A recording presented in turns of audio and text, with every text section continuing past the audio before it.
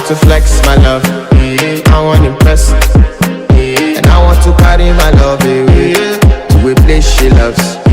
I'm